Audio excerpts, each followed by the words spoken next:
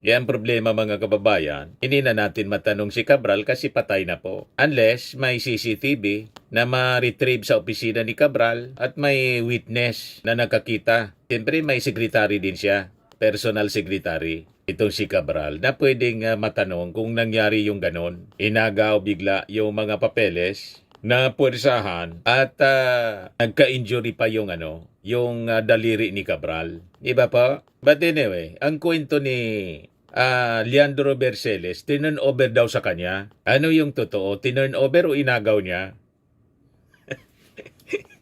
At ano yung motibo niya? Bakit niya inagaw, halimbawa inagaw? Or bakit itinurn over sa kanya? Ito ngayon ang mga kinikwento ni Leandro Berceles, mga kababayan. Anak ni Loren. Sige pa, interview po.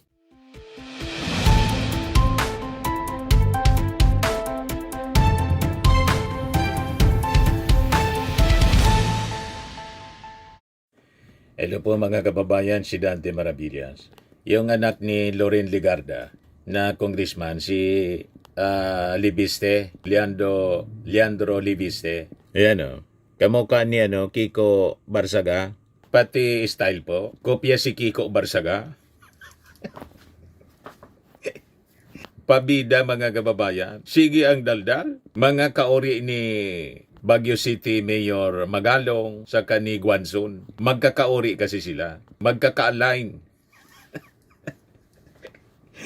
Yung mga pag-iisip po, magkaka-align. Sige lang ang daldal. May bago na naman siyang sinasabi. Ayan o. Sabi rito sa balita ng DCRH. Sinabi ni Batangas 1st District Representative Leandro Legarda Libiste na nasa kanyang custody ang mga dokumentong umano'y naglalaman ng listahan ng mga proponent ng multibilyong pisong budget insertions sa mga proyektong pang-infrastruktura ng DPWH na ibinigay sa kanya ng yumaong dating DPWH Undersecretary na si Maria Catalina Cathy Cabral. May mga lumalabas po sa balita po sa social media, hindi man binigay sa kanya kundi inagaw niya. Pumasok daw. Yan si Leandro Liviste. Opisina ni Cabral. Yan ang mga lumalabas na kumakalat po sa social media. Ito yung mga kumakalat sa mainstream media. Oh. Liviste, puwersahang kinuha ang dokumento kay Cabral. Cinema Bravo. Reddit post alleged Batangas 1st District Representative Leandro Liviste forcibly took documents from former Department of Public Works and Highways Undersecretary Catalina Cabral. Ngayon mga kumakalat ngayon, no? Kung Leandro Liviste forcefully took papers from Jose Cabral's office. Totoo po ito, nangyari mismo sa opisina ni Jose Cabral gabi bago ang hearing. Ayon sa kwento, pumasok si Kong Leandro Liviste at agresibong inagaw ang mga papeles mula sa kamay ni Jose Cabral dahil sa biglaan at marahas na pagkuha, nahiwa pa ang nahiwa pa raw ng papel ang daliri ni Jose Cabral. Kaya nung sumunod na araw sa hearing, mapapansin nyo, nakabinda ang kanyang daliri. Hindi dahil sa simpleng aksidente, kundi dahil mismo sa insidente sa loob ng kanyang sariling opisina. Nakakagulat at nakakaalarma na ganito ang ugali ng isang halal na opisyal. Pumapasok sa opisina ng isang undersecretary at pilit inagaw ang dokumento to the point na nasaktan ang opisyal. Yan ang kumakalat ngayon po sa social media. Yan problema mga kababayan. Hindi na natin matanong si Cabral kasi patay na po. Unless may CCTV na ma-retrieve sa opisina ni Cabral at may witness na nakakita. Siyempre may secretary din siya, personal secretary. Itong si Cabral na pwedeng matanong kung nangyari yung ganon. Inagaw bigla yung mga papeles na puwersahan at nagka-injury pa yung daliri ni Cabral. Iba pa? But anyway, ang kwento ni Leandro Berceles, tinurn over daw sa kanya. Ano yung totoo? Tinurn over o inagaw niya? At ano yung motibo niya? Bakit niya inagaw, halimbawa inagaw, or bakit itinonover sa kanya? Ito ngayon ang mga kinikwento ni Leandro Bersiles, mga kababayan, anak ni Loren. Sige pa interview po ni Leandro Bersiles, Leandro Liviste. Sabi niya, I think si Yusek Cabral ay talagang willing na mag-cooperate sa mga investigasyon tungkol sa flood control projects. For whatever reason, she was not happy with how the investigations were going. If I may just say, nanginayang yang ako na hindi siya ang ginawang state witness. Sabi pa niya,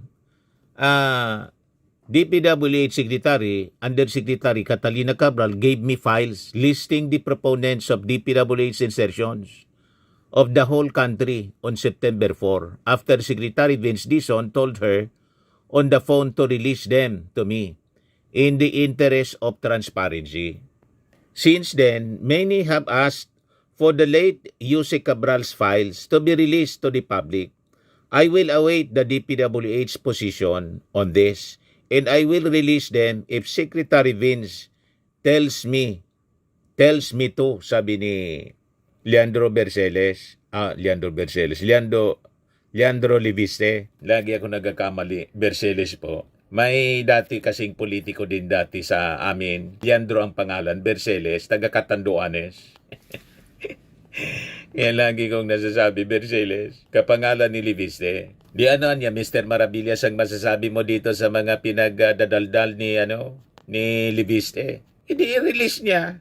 Sige pa yung paduda, mga kababayan ni Liviste. I-release mo na para magkaalaman kung sino yung sinasabi po ninyo na mga proponents. Ito yung interview sa kanya ng mainstream media ng 1PH. Ano po yung mga taon ng saklaw nitong mga dokumentong hawak po ninyo? At in essence, ilang pong projects at magkano yung tinatayang halaga ng mga budget insertions na nakita nyo po nakapaloob dito?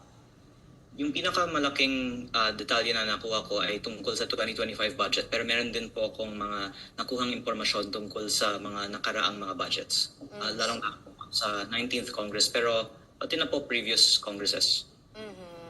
Okay, and can you also tell us sino-sino po yung mga tinutukoy na proponent dito sa dokumento na ito? Mga mambabatas lang po ba? At may mga kilala po bang mga personalidad na maaring involve, opisyal ng executive?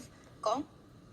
Hindi naman masurpreso ang inyong mga viewers na malaman na halos lahat po ng mga mambabatas ay may mga insertions na nakatag sa kanila.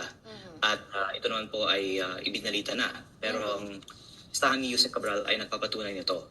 At ang mas surprising, pati yung mga nasa ehekutibo, mga cabinet secretaries at undersecretaries ay nakapangalan din sa listahang ito. At ang malabas, kahit wala kang kinalaman sa DPWH, pwede kang magturo ng mga flood control projects. Maaaring isipin natin na baka ito ay parang ginawang compensation na rin or premyo yung mga kawani na walang kinalaman sa DPWH ay binibigyan din ng sarili nilang flood control project. But of course, people would say na ay sabi nga po naman nila hindi naman po lahat ng insertions ay masama. No, sinasabi po nila na may mga pagkakataon na kinakailangan ng mga insertion during that time. So, doon po ba sa dokumentong hawak po ninyo, madidistinguish natin na itong insertion na to ay illegal na ginawa? Well, yung nakakapagtaka on its face is bakit may mga secretary at undersecretary na walang kinalaman sa DPWH na nagtuturo ng mga flood control projects na nagkakataon ay mga flood control projects na kabilang sa mga iniimbestigahan din ngayon ng Ombudsman. Hindi natin lang kasi alam sino yung nagpapapondo ng mga flood control projects na iniimbestigahan kung hindi lumabas ang listahan ni Yusek Cabral. Pero ang isang madadagdagan ko din ay nasa listahan mga pribadong individual. Sabihin ko na, sila po yung mga contractor na naka-list as proponents sa listahan ni Yusek Cabral. And yung sa listahan po ninyo, ito po ba ay taon lamang ng 2025 o it would date back sa mas matagal pa, like ibang administrasyon din? Meron po akong mga detalye din tungkol sa mga previous budgets pero yung pinakamarami po ay yung sa 2025. Kung ano po yung mga taon ng saklaw nitong mga dokumentong hawak po ninyo at in essence ilang pong projects at magkano yung tinatayang halaga ng mga budget insertions na nakita nyo po nakapaloob dito? Yung pinakamalaking detalye na nakuha ko ay tungkol sa 2025 budget, pero meron din po Laging akong, 2025 nakuhang budget. impormasyon tungkol Sabi niya may mga sa nakaraang previous budgets, administration. sa 19th Congress, pero pati na po previous May Congresses. mali siya po eh. Ilabas mo na. And, can you also tell us sino-sino po yung mga tinutukoy na proponent dito sa dokumento na ito? Mga mambabatas lang po ba? At may mga kilala po bang mga personalidad na maaring involve, opisyal ng executive? Kong? Hindi naman masurpreso ang inyong mga viewers na malaman na halos lahat po ng mga mambabatas ay may mga insertions Oh, ilabas mo na para maubos na yan. Po ay ibinalita na. Pero ang listahan ni Yusuf Masyado Cabral ay kang nakapatuloy ano. ito. At ang mas surprising, pati yung mga nasa ehekutibo, mga cabinet secretaries at undersecretaries ay nakapangalan din sa listahang ito. At ang malabas, kahit wala kang kinalaman sa DPWH, pwede kang magturo ng mga flood control projects. Maaaring isipin natin na baka ito ay parang ginawang compensation na rin or premyo yung mga kawani na walang kinalaman sa DPWH ay binibigyan din ng sarili nilang flood control project. Nabitin-bitin pa itong si Congressman Leandro Liviste. Kung bibigyan daw siya ng go signal ni Vince Bison, i-release niya. I-release mo na. Masyado kang pabida. Kung sabit ang lahat ng mga congressmen, senador, kung sino yung mga nasa executive, so be it. Yan ang gustong mangyari ng ating Pangulong Bongbong Marcos. Expose yung lahat na mga sabit. May mali siya. Mga kababayan, lagi niyang tinutumbok yung 2025. Malinaw naman po mga kababayan na si Yossi Cabral mga kababayan, matagal na nagtrabaho sa DPWH, 40 years. At naging Yosek siya 2014. 2016, mga kababayan, tumabo sa mga flood control projects yung mga top 15 contractors na minensyon ng ating Pangulong Bongbong Marcos. Katulad ng mga Diskaya. Di ba po? Inamin mismo ni Sara Diskaya, nagsimula siya sa flood control. Based on record sa pag-imbestiga, naging billions effective 2016. O bakit parang yung tono ni Liviste, parang yung tono ni Jinggoy Estrada? Ang gustong imbestigahan, 2022 onwards lang to 2025. Ini-ignore mga kababayan yung 2016. Yung utos ng ating Pangulong Bongbong Marcos, imbestigahan po the past 10 years. Nakita ninyo yung linyahan ng mga sinasabi ni Liviste. Lagi niyang tinutumbok yung 2025, 2024, 2025. Parang pinapalabas niya yung mga anomalya nangyari lang sa present administration. Wala sa previous administration. Wag kami, Leandro Liviste, kaduda-duda yung mga statements po ninyo. Kung totoo yung mga dokumentong sinasabi mo na tinun-over sa'yo ni Cabral, bakit hindi mo pa i-release? Kailangan mo pang hintayin yung sasabihin ni Vince Dizon. Ilabas mo na para magkaalaman na. Di ba po? Hindi makumbinsi yung mga netizens. Sabi ni Jamer Soliano, tinatago ni Libiste ang ebidensya ni Cabral. May conspiracy si Libiste, puro kuda ang mga scripted ni Libiste para malinlang ang tunay na katotohanan, para magingay at magpakalat ng pambubudol. Sabi ni Jamer Soliano, Saltik, Libiste, Buangson, Barsayad, Saraulo, Koltong DDS. Sabi ni Kisel Jerome, sa tingin ko lang, maka Duterte tong sikong. Sabi ni Kisel Jerome, yari ka kung nagsisinungaling ka. Sabi ni April August, sabang pinatatagal paglabas niyan, lalong nakakapag-isip ng palusot mga kawatan. Hindi natin maintindihan kung anong motibo niya. Bakit labas siya ng labas sa media, pa-interview ng pa-interview, tapos sige pa duda. Ilabas mo na yung lahat mong hawak.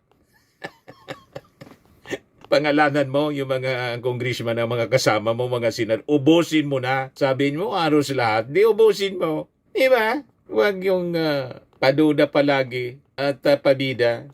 Sabi ni Eric Sales, bakit kaya sa kanya binigay? Why not sa ombudsman? Sabi ni Aris Manlapit, political dynasty, pabida-bida. Sabi ni Ramos, bakit hindi siya dumalo sa investigation ng ICI? Yun sana ang pagkakataon niya na magsabi ng kanyang salubin, gusto niyang maging state witness.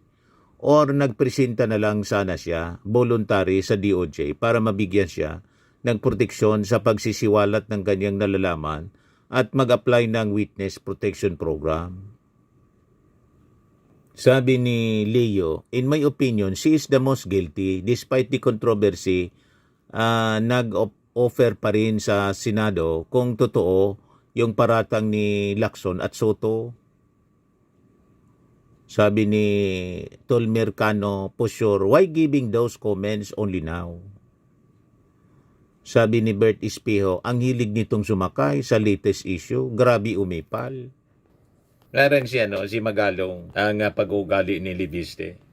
Si Kiko Barsaga, magkakalinya yung mindset. Si Guanzon, pabida palagi. I-turn over mo na kaya yan sa ombudsman. Bakit sa inyo pa? O kung hindi, may inquiry. Magsasagawa ng investigasyon yung Congress sa pagkamatay ni Yossi Cabral. Ito yung balita. Several members of the House of Representatives filed a resolution seeking to investigate the death of former DPWH Undersecretary Catalina Cabral. This inquiry is not about persecution. It is about accountability. Not about speculation but evidence. Not about politics but justice. The Filipino people deserve nothing less. Sabi po ni Caloocan 2nd District Representative Edgar Irice.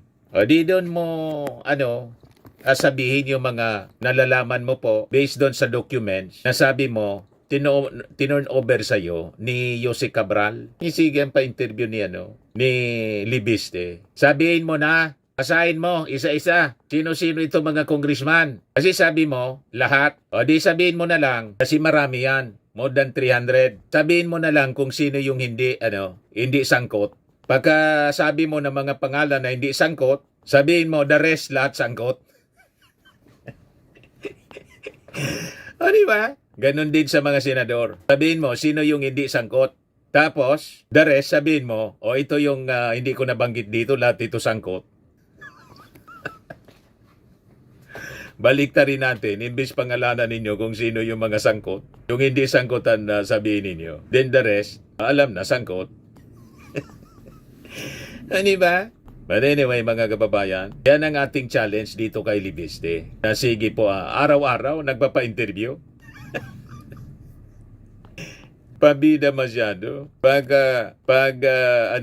qualified ng tumakbo sa pagkasenador, siguro kailangan na niya. Lagi tayong bida. Tumakbo tayo sa mas matas na posisyon. Pag sinanayan niya, hindi na pwede. Ako yung papalit bilang senador in the future. Kailangan lagian niya tayong pabida. Pinag-uusapan lagi. Di ba? May mga ganyan po eh. Kanya-kanyang paraan. Kanya-kanya mga kababayan na paraan para sumikat. Ayan man lang po mga kababayan yung ating short video. Ako po si Dante Maravillas. Bye-bye. God bless.